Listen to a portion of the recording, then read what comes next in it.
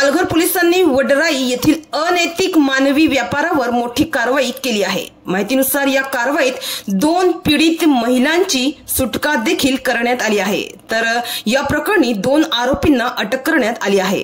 पालघर जिल्ह्यात अवैध धंद्यांचे समूळ उच्चाटन करण्याच्या उद्देशाने पोलीस अधीक्षक यतीश देशमुख यांनी निर्देश दिले आहेत। त्या अनुषंगाने त्यांनी दिलेल्या निर्देशानुसार ही कारवाई करण्यात आली आहे।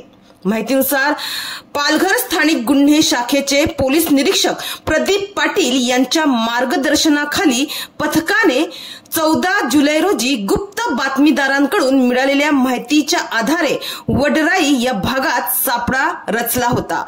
14 जुलै रोजी दुपारी 3:40 पालघर मधल्या वडराई येथील एका रिसॉर्टवर ही कारवाई करण्यात आली।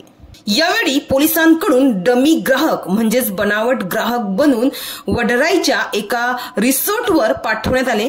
यावेळी या रिसॉर्टवरील पल्लवी सुनील अहिरे वय वर्ष 47 आणि रिसॉर्ट चालक अजय हरिश्चंद्र इंदुलकर यांना रंगे हात पकडण्यात आले।